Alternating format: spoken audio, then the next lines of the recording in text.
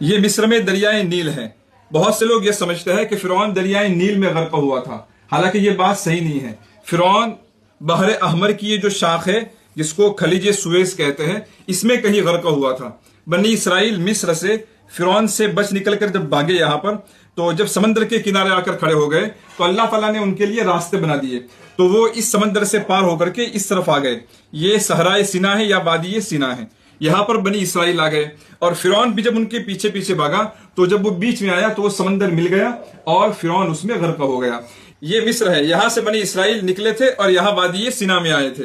یہ صحرائے سینا ہے یا وادی سینا ہے۔ یہاں آنے کے بعد موسیٰ علیہ السلام بنی اسرائیل کو لے کر کے کوہ طور کی طرف نکلے۔ یہ کوہ طور ہے۔ موسیٰ علیہ السلام نے یہاں کوہ طور پر 40 دنوں کا اعتکاف کیا تھا، اور اس درمیان بنی اسرائیل یہاں پر کسی وادی میں تھے، نیچے وادی میں تھے، اور موسیٰ علیہ السلام کوہ طور پر اعتکاف کیے ہوئے تھے۔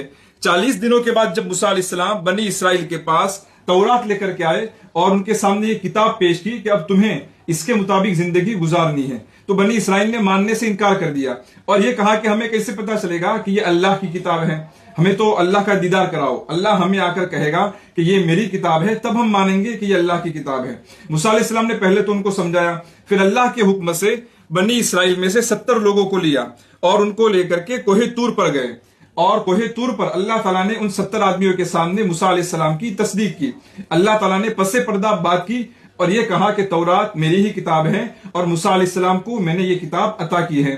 لیکن اس کے باوجود وہ 70 لوگ یہ ضد کرنے لگے کہ ہمیں تو اللہ کا دیدار کرنا ہے، اللہ سامنے آ کر کے ہمیں کہیں گے کہ یہ میری کتاب ہے تو ہم مانیں گے، ورنہ ہمیں کیسے پتا چلے گا کہ یہ اللہ کی آواز ہے۔ اسی وقت بجلی کی ایک زوردار کڑک آئی اور وہ 70 کے 70 لوگ مر گئے۔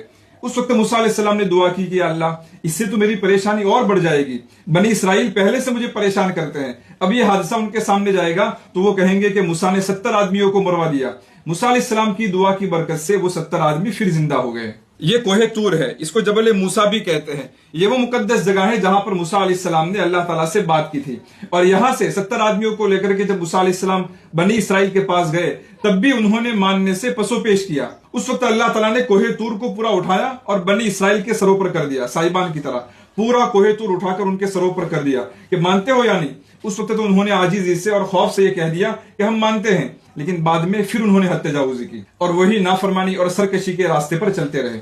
بنی اسرائیل کو ان کے انبیاء کی طرف سے جتنے معجزات دکھائے گئے اتنے معجزات کسی بھی قوم کو ان کے نبی کی طرف سے نہیں دکھائے گئے ہوں گے۔ اس کے باوجود بنی اسرائیل نے اپنے انبیاء کو جتنا پریشان کیا اتنا کسی بھی قوم نے اپنے نبی کو نہیں کیا ہوگا، اور آج بھی وہ امت مسلمہ کو پریشان کر رہے ہیں۔